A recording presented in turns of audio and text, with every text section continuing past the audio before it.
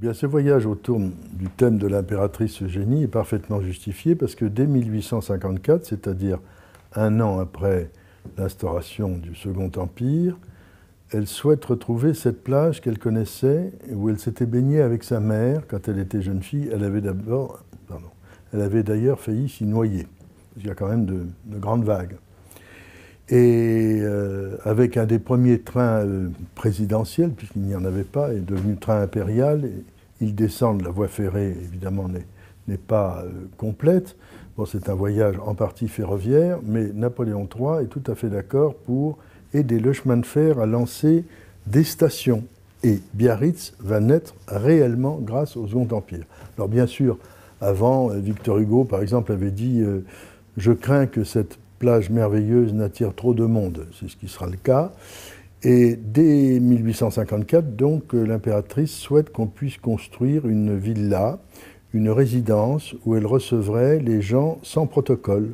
Ce sera la villa Eugénie, qui est devenue, après un incendie, des travaux, des rénovations, l'un des plus grands palaces d'Europe, l'un des plus beaux hôtels français, le fameux hôtel du Palais, où nous résiderons.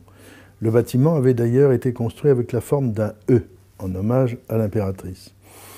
Alors, ce qui est intéressant, c'est que le souvenir d'Eugénie est très important. À Biarritz, il y a la chapelle impériale, par exemple, outre cet hôtel, et un tas d'endroits qu'elle a aimés.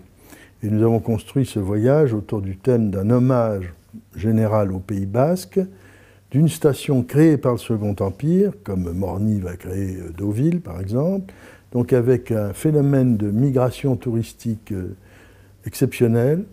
Et je dis bien sans grand protocole, puisque Eugénie dira à Prosper Mérimée « Venez sans culotte », ça veut dire sans culotte à la française, sans habit. Donc, venez en bourgeois.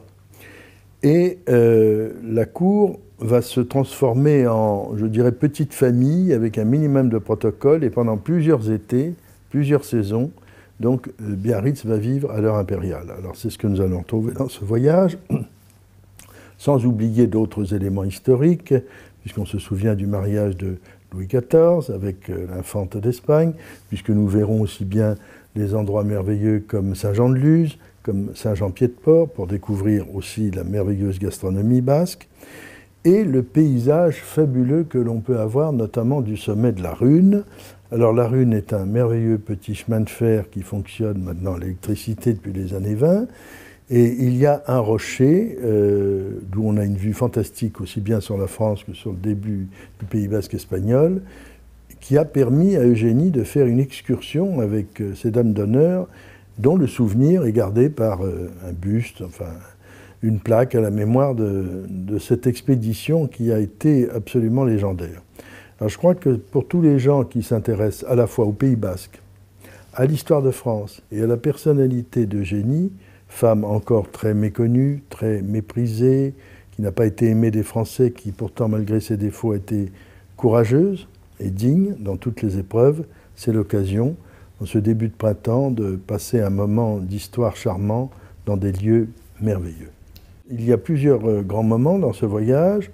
La famille d'Arcang est une des grandes familles du Pays Basque. Nous serons reçus pour un dîner avec une conférence dans ce très bel endroit. On ira voir en effet cet observatoire magistralement placé pour observer le ciel. Et nous aurons aussi un rendez-vous avec une dynastie théâtrale, avec Edmond Rostand dans sa maison de Cambo, où il s'était installé après le triomphe de Cyrano de Bergerac. Et c'est un personnage absolument passionnant qui va beaucoup faire pour la notoriété du Pays Basque, parce qu'on va venir voir cet homme qui a connu un triomphe absolument exceptionnel dans l'ombre de Sarah Bernard, qu'il a mise en lumière aussi. Donc c'est un voyage avec de multiples, je dirais, résonances, avec de multiples reflets, l'histoire, l'art, la beauté du paysage, la gastronomie et l'accueil.